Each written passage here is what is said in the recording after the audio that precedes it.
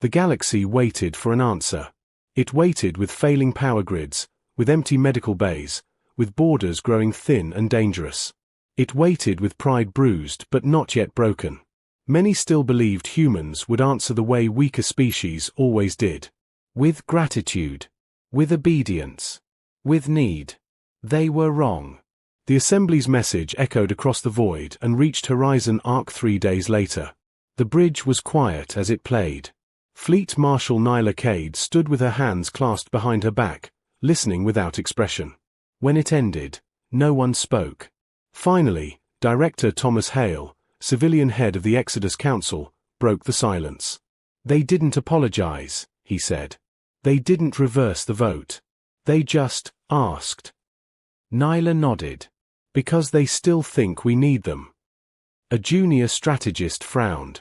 But we don't answer. That could doom entire worlds. Hale turned to the young officer. We warned them for decades. We showed them every system we built, every weakness we patched. They chose comfort over respect. He paused, voice softer. Mercy without boundaries becomes exploitation. Nyla raised a hand. We will answer. Just not yet. She gestured toward the main display. Begin Phase 1, she said. Deep in the void, the human fleet slowed. What lay ahead was not empty space. It was a region where gravity bent in strange curves, where light dimmed unnaturally, where long-range sensors became unreliable. Alien explorers had passed near it for thousands of years and turned away, calling it unstable, cursed, or useless. Humans called it cover. As the first ships crossed the threshold, space itself seemed to fold. Stars stretched, then snapped back into place. Then the fleet emerged. Gasps filled the bridge. Before them lay a cluster of worlds, dozens of planets orbiting a calm, golden star. Blue oceans. Green landmasses. Thick atmospheres rich with oxygen and nitrogen. Moons perfectly positioned to stabilize tides. Untouched. Not claimed. Not catalogued. Humanity's new horizon. Welcome home, Nyla said quietly. Within weeks, construction began. Not with massive cities or glowing towers.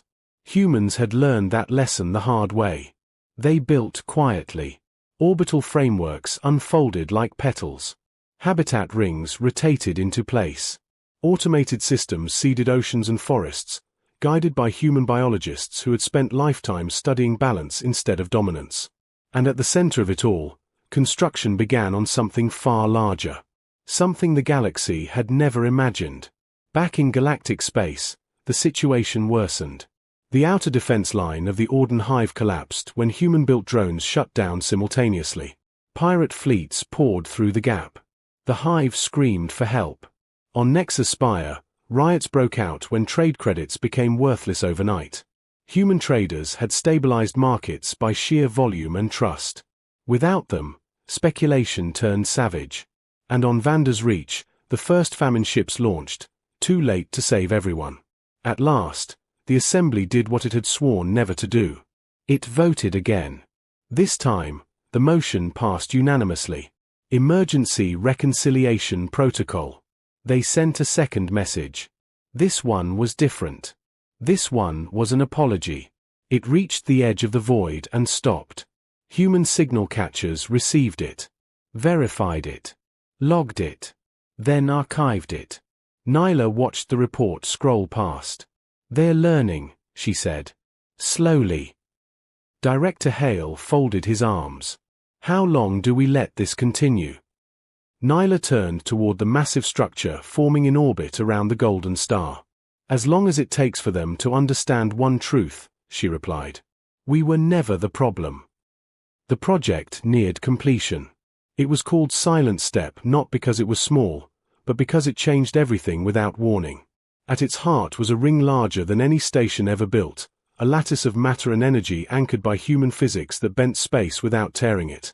It did not create wormholes. It created paths. Not shortcuts. Not tunnels. But stable corridors through folded space, corridors that only human systems could calculate and navigate. A new way to travel. A new way to connect. Or disconnect. When silent step activated, there was no explosion. No flash of light visible from galactic space. Just a soft hum. And then, silence. Across the galaxy, long-range sensors went blind. Not permanently. Selectively. Human-built relays no longer recognized non-human traffic. Old routes vanished from maps. Entire regions became unreachable unless you knew the new math. Panic followed. The assembly called for emergency contact. Nothing.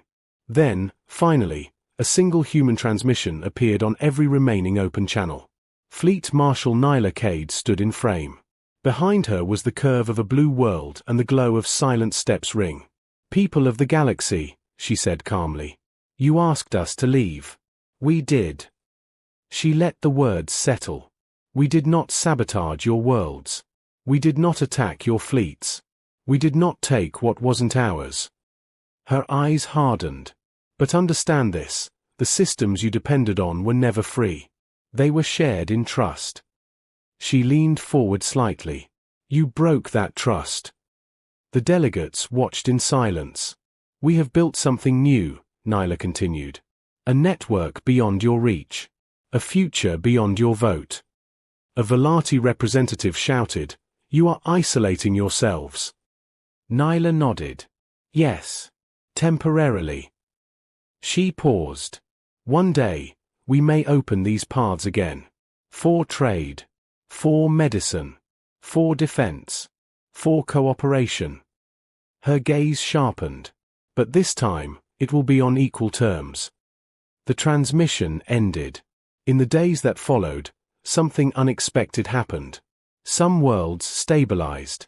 Not because humans returned, but because those worlds changed. They relearned old methods. They invested in their own innovation. They stopped assuming someone else would fix things. Others collapsed completely. And the assembly, weakened and humbled, finally understood the truth humans had lived by since their earliest days on Earth. Survival is not guaranteed. It is earned. On the bridge of Horizon Arc, Nyla watched a new report scroll in. Human birth rates rising. New colonies thriving. Scientific breakthroughs accelerating without assembly restrictions. Director Hale smiled faintly. "They thought exile would break us," he said. Nyla shook her head. "They gave us space," she replied. "And humans always do their best work when there's room to breathe." She looked toward the stars beyond Silent Step. "And when the galaxy is ready," she added, "we'll decide what kind of neighbors we want to be." For the first time since the vote, humanity was not reacting. It was leading. Quietly. The galaxy learned the truth too late. Silence does not always mean peace. Sometimes, it means someone is preparing. The first warning came from the outer dark, a region no chart had ever mapped properly. Sensors flickered. Long-range arrays screamed with static. Then entire listening posts vanished without sending a single distress call. The assembly dismissed it at first. "Pirates," they said. "Solar anomalies," they said. Nothing worth waking old fears. Until a border world disappeared. Not destroyed. Gone. The planet Carantess had been home to 3 billion beings. One moment, it orbited its star like it always had. The next, it was simply missing. No debris. No radiation. No explosion. Just empty space where a world had been. Panic finally found its voice. Emergency sirens echoed through the assembly hall.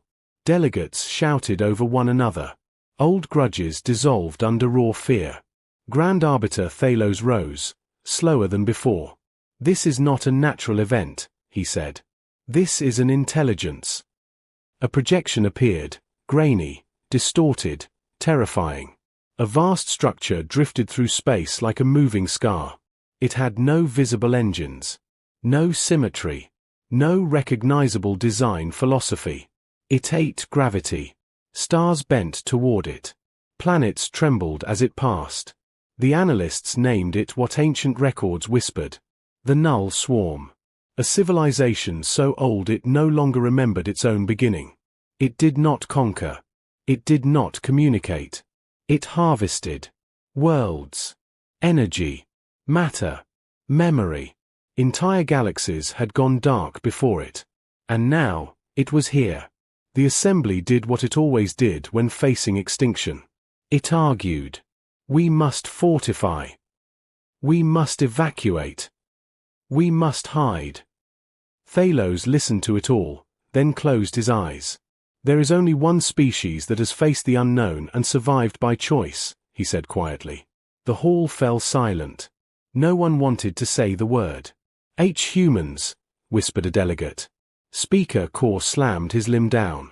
They abandoned us. No, Thalos replied. We abandoned them. He straightened, older than he had ever looked. Send the signal. The plea traveled through broken relays and fading routes until it reached the edge of human-controlled space. Silent Step listened. On Horizon Arc, alarms chimed softly, not in panic, but acknowledgement. Fleet Marshal Nyla Cade stood as the message played. This time, the Arbiter's voice shook. We were wrong, Thalos said. We cast you out in fear. Now the darkness comes for us all. He paused. We do not ask as rulers. We ask as equals, if that is still possible. Silence followed. Long. Heavy. Then Nyla spoke. Show me the threat. Human analysts studied the null swarm for hours. Patterns emerged. It followed energy gradients. It consumed technological civilizations first. It adapted frighteningly fast. But it had one weakness. It underestimated creativity. Humans didn't ask how to destroy it. They asked how to confuse it. Nyla addressed the Human Council. We won't fight this like a war, she said. We fight it like a puzzle. Human scientists proposed impossible ideas. Artificial gravity storms. Decoy civilizations made of light and noise. Self-collapsing stars timed to mislead trajectory prediction. And then someone spoke a quiet sentence that changed everything. What if we don't stop it, a young engineer said, but make it choose to leave? The room went still. Silent Step activated again. But this time, it didn't isolate humanity. It connected. Human ships emerged near threatened worlds, not as saviors, not as rulers. As engineers. As planners. As problem solvers. They rebuilt defenses not to shoot, but to bend space unpredictably. They seeded false energy signatures. They turned entire systems into moving mazes. The null swarm slowed. Confused. It had never faced prey that rearranged reality instead of resisting. Finally, at the edge of a human-controlled corridor, the swarm hesitated. And turned away. It fled. The galaxy watched in stunned silence. Worlds were saved. Systems stabilized. The extinction never came. And the humans did not stay. They withdrew just as quietly as they had arrived. In the assembly hall, Thalos stood alone before a human transmission. Nyla's image appeared. You saved us, he said. No, Nyla replied. We protected ourselves. You happened to be nearby. Thalos bowed, a gesture his species had not used in millennia. What happens now? He asked. Nyla considered him carefully. That depends, she said, on whether you remember what this felt like. The transmission ended. Humanity returned to its stars. Stronger. Wiser. Untethered. The galaxy had learned a final lesson. You can vote someone out. You can fear their growth. You can mistake kindness for weakness. But when the dark comes, you better hope they still care. The galaxy did not celebrate its survival. It mourned its certainty. In the months after the null swarm vanished, worlds rebuilt in silence. Not the hopeful silence of peace, but the careful silence of those who had looked into extinction and understood how close it had come. Statues were not raised. Victories were not declared. Instead, records were rewritten. For the first time in galactic history, humanity was no longer listed as a member species. It was listed as a variable. On the human world Astronova, the council chamber overlooked a living ocean. Sunlight reflected off the waves and spilled across a circular table where representatives from dozens of human colonies gathered. Fleet Marshal Nyla Cade stood at the center. "We did what we had to do," she said. "We survived.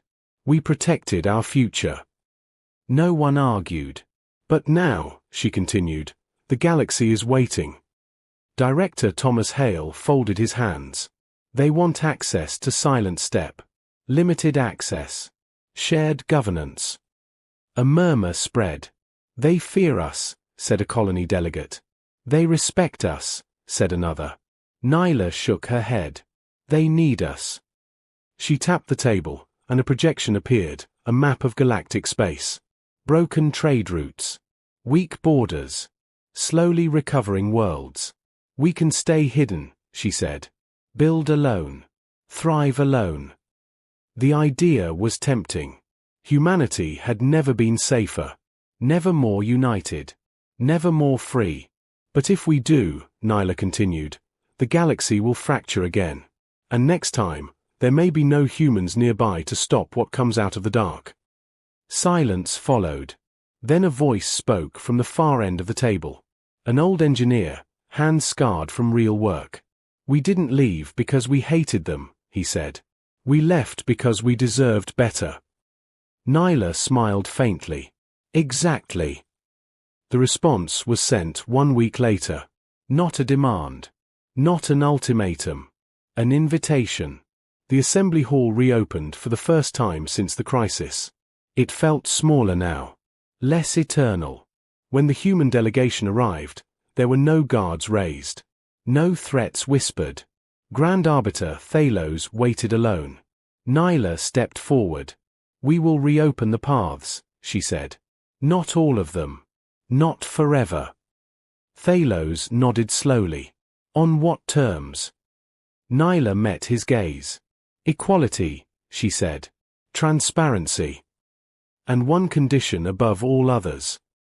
The hall leaned in. "You will never vote to remove a species again because of what it might become." A ripple passed through the delegates.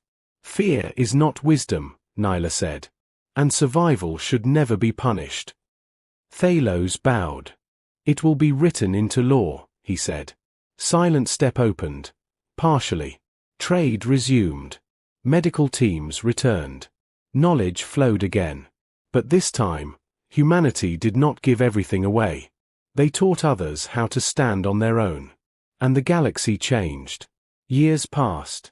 Children across 1,000 worlds learned a new lesson in history schools. That once, the galaxy cast out a species not because it was cruel, but because it was capable. And that species walked away without anger. Without war. Without looking back. Until the galaxy learned why that silence was dangerous. On Astronova, Nyla stood at a memorial, not to the dead, but to the moment humanity chose its future. A simple inscription was carved into stone. "We left so we could return as equals." She smiled. Humanity had not conquered the galaxy. It had outgrown it. The galaxy believed it already knew the truth about humanity. That was the lie that would nearly end everything. For 3 centuries, humans had been members of the Stellar Concord. Not leaders. Not conquerors. Just members. Useful, polite, and harmless. That was the story everyone agreed on. Humans traded food, data, and labor. They avoided conflict. Their ships were small. Their weapons were simple. And their diplomats smiled even when they were insulted. No one ever asked why. High above the blue giant star Calaith, the Grand Assembly drifted in silence. The station was enormous, shaped like a ring of light. Inside it, thousands of species gathered to debate the fate of the galaxy. Energy flowed through crystal pillars. Gravity fields adjusted to alien bodies. This was where power lived. Councillor Mara Cade walked alone. She was human. Middle-aged. Calm. She wore a dark uniform with no decorations. No medals. That was intentional. Humans never showed pride here. Pride made others nervous. As she passed, alien delegates glanced at her and then looked away. Some smiled politely. Others ignored her completely. Mara stopped at her assigned platform, far from the center. The human section was always placed near the outer ring. Close enough to hear. Far enough to forget. Her aide, Jonas Hale, leaned closer and whispered, "They've already decided." Mara nodded. "They always do." At the center of the hall, the Concord speaker addressed the assembly. A massive being of light and layered sound, ancient beyond counting. Its voice echoed inside every mind at once. New defense levies will be imposed. All member species will contribute fleets according to assessed strength. A pause followed. For humanity, contribution will remain symbolic. Soft laughter rippled through the hall. Jonas clenched his jaw. "Symbolic," he muttered. "They think we're children." Mara didn't react. She kept her eyes on the speaker. "Children are ignored," she said quietly. "Ignored people survive." Jonas studied her face. "Do they know?" "No," she said. "And if we do our job right, they won't. Not yet." The laughter faded as a new image appeared above the assembly. A star system, distant and dim. Then the image shook. Something moved. The star went dark. Gasps echoed across the hall. The speaker's light dimmed slightly. "We have lost contact with Outpost Neural 6. Another image appeared. A planet this time. Oceans. Cities. Millions of lives. Then shadows fell across it. The image cut out. Fear spread fast. Old races remembered wars. Younger ones had never seen real danger. An armored delegate rose. Tall. Broad. Covered in layered plates of living metal. General Threx of the Vela Dominion, a species built for war. "This is not a natural disaster," Threx said. "This is predation." The word settled heavily. "Our fleets are mobilizing," Threx continued. "But we require numbers. Strength. Commitment from all members." The speaker turned its attention outward. "Including humanity." Every eye turned to Mara. She felt Jonas tense beside her. Mara stepped forward. "Humanity will honor its obligations," she said evenly. "As always." A few delegates looked confused. Others amused. General Threx tilted his head. "With what?" he asked bluntly. "Your cargo escorts." Laughter returned, sharper this time.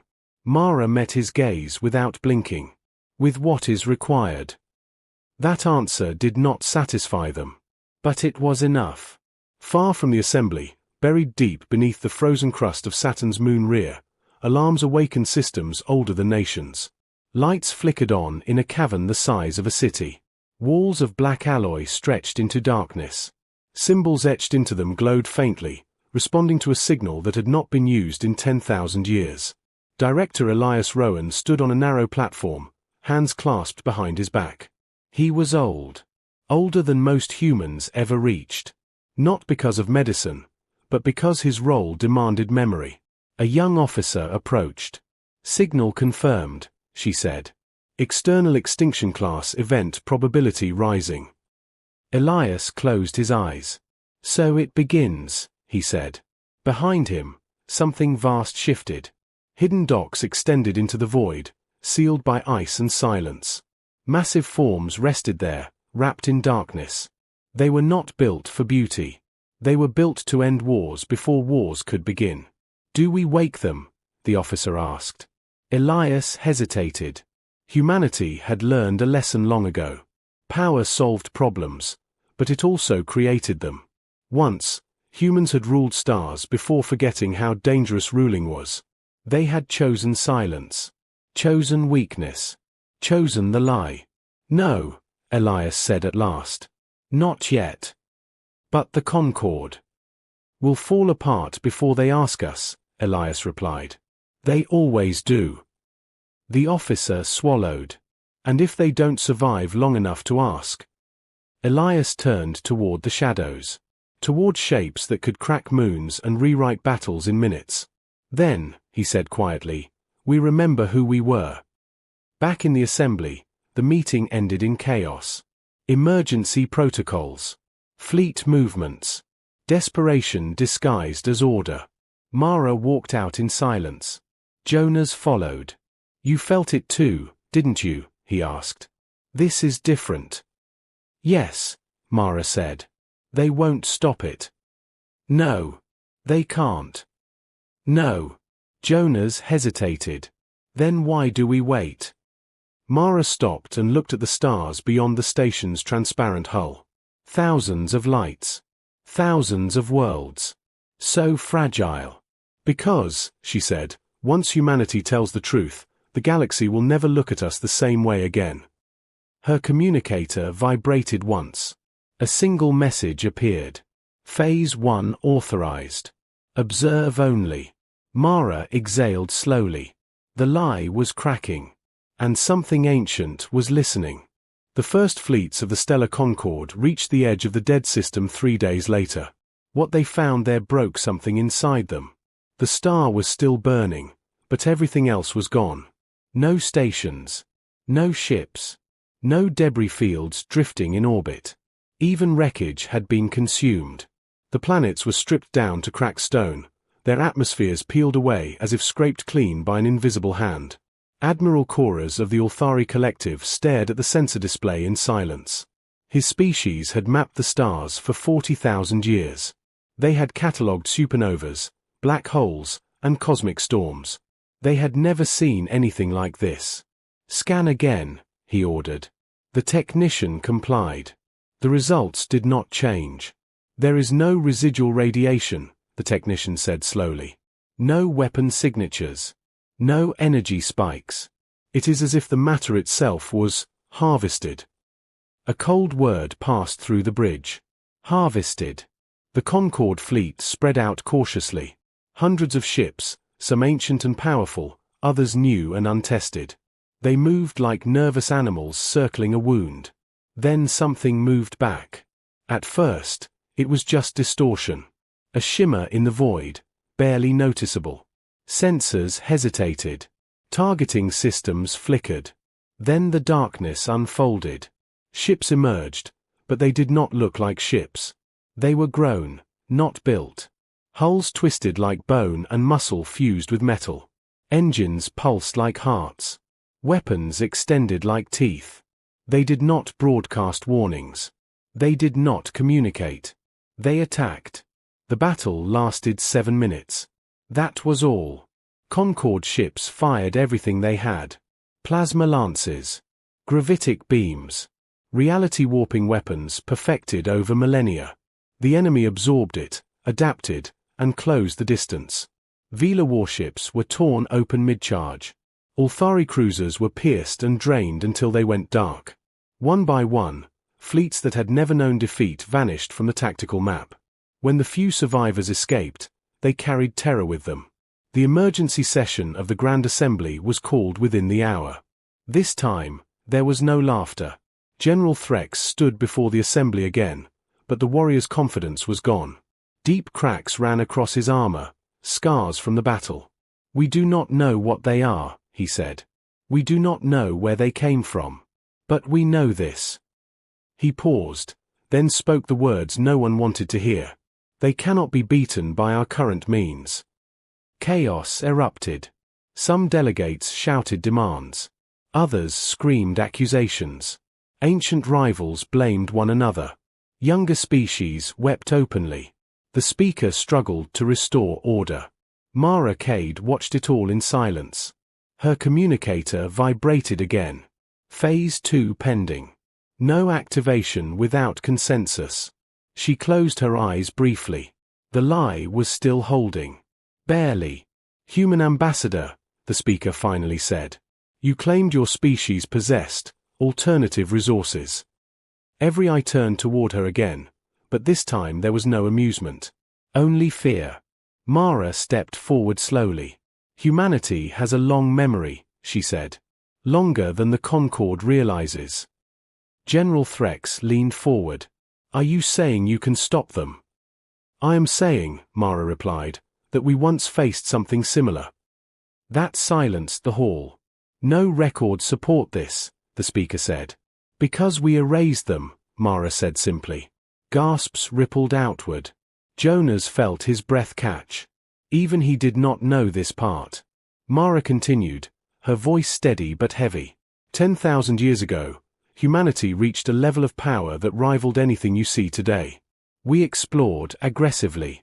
We fought recklessly. And we discovered something that nearly ended us. The hologram shifted at her request. It showed ancient star maps. Entire regions marked in red. The enemy you face now, she said, is not new. It is patient. The general's eyes narrowed. You're saying this swarm fought you, and lost? Mara hesitated. No, she said. We survived. The difference mattered. Far beneath Rhea's ice, Director Elias Rowan stood before a council of humans few knew existed. Scientists, admirals, historians, keepers of the truth.